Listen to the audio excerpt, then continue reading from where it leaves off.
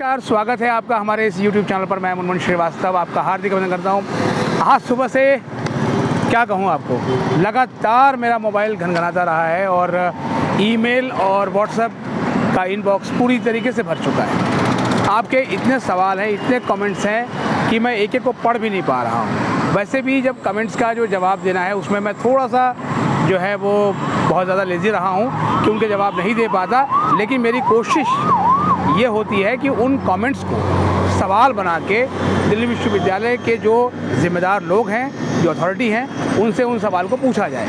आप देख सकते हैं ये मेरे पीछे ये पूरा चौराहा है, आप देख सकते हैं ये स्ट्रीट लाइट है और गाड़ियाँ कोई बाएं जा रही है, कोई दाएं जा रही है, कोई पीछे जा रही है और कोई आगे जा रही है। बिल्कुल इस समय आप भी इसी चौराहे की तरह हैं। दिल्ली विश्वविद्यालय में प्रवेश का जो फ़ेज़ 2 है वो शुरू हो गया है और ये बहुत ही इंपॉर्टेंट फ़ेज़ है, कल भी मैंने आपको बताया था। लेकिन बहुत सारे आपके जो सवाल आए हैं वो बिल्कुल बता रहे हैं कि आप पूरी तरीके से कंफ्यूज्ड हैं। कंफ्यूज होने की ज़रूरत नहीं है। अगर आपको फलाने रोड पे जाना है तो इस पे जाइए, दूसरी रोड पे जाना है तो वहाँ जाइए, रास्ता आपको मालूम है। रास्ता दिखाने का काम एक पत्रकार होने के नाते हमने हमेशा किया और हमेशा करते रहेंगे, लेकिन जो निर्णय है वो आपको करना है और उसके लिए ज़रूरी है कि आप सही समय पर सही कदम उठाएं। जब आपकी मांग थी कि एक करेक्शन विंडो ओपन की जाए, इस मांग को हमने लगातार रखा। कल भी मैंने आपको बताया था कि इस मांग को रखा और ये पॉइंट 2 के क्लॉज में आया कि करेक्शन विंडो खोल दिया गया है। बहुत सारे स्टूडेंट्स मुझे सुबह से बता रहे हैं कि सर करेक्शन विंडो जो खुल गया है उसका कोई फ़ायदा नहीं हो रहा है। देखिए, फ़ायदा इसलिए नहीं हो रहा है क्योंकि करेक्शन विंडो जो खोली गई है उसमें कुछ जो बताया गया है वो ये है कि आप कुछ कैटेगरीज़ को चेंज नहीं कर सकते हैं। आप अपना नाम चेंज नहीं कर सकते, अपना फ़ोटोग्राफ चेंज नहीं कर सकते, अपना सिग्नेचर चेंज नहीं कर सकते हैं, आप अपना रजिस्टर्ड मेल आईडी चेक नहीं कर सकते हैं और आप जो है अपनी कैटेगरी और सब कैटेगरी भी चेंज नहीं कर सकते। और मुझे लगता है कि सारा जो पेच है ना वो केवल यहीं फंसा हुआ है कि कैटेगरी और सब कैटेगरी को। इसकी वजह यह है कि जब दिल्ली विश्वविद्यालय ने आपको पूरा समय दिया, आपने तब तक अपने सर्टिफिकेट्स नहीं बनवाए। लगभग पूरा 1 महीना, मई में पूरा 1 महीना दिल्ली विश्वविद्यालय ने आपको दिया। बाकायदा इसके लिए एक नोटिफिकेशन भी जारी की गई थी कि आप अपने डॉक्यूमेंट्स बनवा लें। उसके बाद भी 15 दिन दिए गए। उसके बाद भी कुछ स्टूडेंट्स का कहना है कि अभी उनका डॉक्यूमेंट नहीं आया है, वो अब आएगा और वो इस डेट को आएगा, हम कैसे अपलोड कर पाएंगे। लेकिन सवाल यही है कि आप अपलोड करने की बजाय आप ये ध्यान देते कि आपने समय पर क्यों नहीं अपने डॉक्यूमेंट्स बनवाए।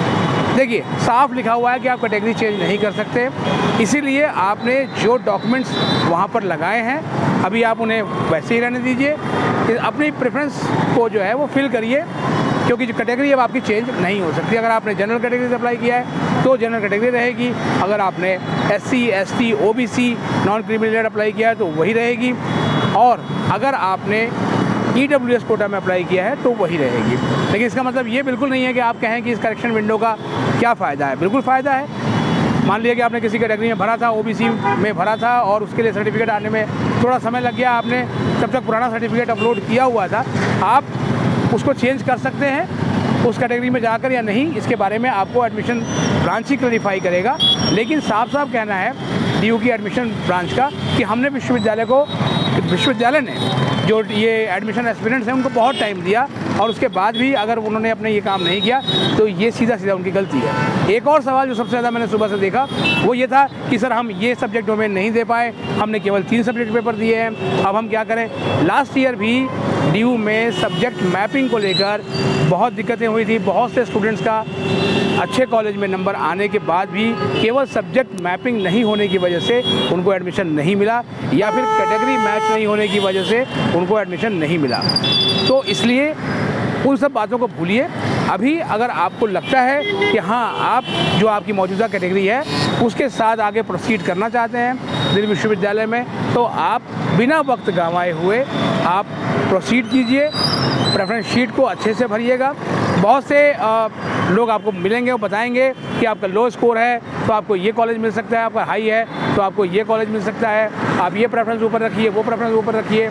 और अभी से बहुत सारे लोग तो special round, special spot round in सब की बात करने लगे हैं। अभी तो पहला सीट एलोकेशन ही नहीं हुआ है, तो इसलिए सबसे पहले अभी फर्स्ट सीट एलोकेशन के लिए आप अपना प्रेफरेंस भर दीजिए और प्रेफरेंस भरने के बाद एक सिमुलेटेड लिस्ट आएगी जो कि ये बताएगी कि किस कोर्स के लिए कितने स्टूडेंट्स ने अप्लाई किया है, उस हिसाब से आपकी रैंक कहाँ बैठती है।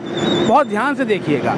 इन दिनों ज़्यादा सुनी सुनाई बातों पर यकीन करने से बेहतर है कि आप दिल्ली विश्वविद्यालय की वेबसाइट को अच्छे से देखें। मैंने एक पोस्ट भी डाली थी और उस पोस्ट में बाकायदा हमने बताया था कि आप किस तरीके से क्या कर सकते हैं। सारे लिंक उसके अंदर है, इवन इन्फॉर्मेशन बुलेटिन का लिंक भी उसके अंदर है। सब कुछ आपके सामने है, लिखित में है, तो आप ये चीज़ें कर सकते हैं। अगर आप हमारे चैनल पर नए हैं, चैनल को सब्सक्राइब कर लें, उसे अपने दोस्तों के बीच शेयर करें।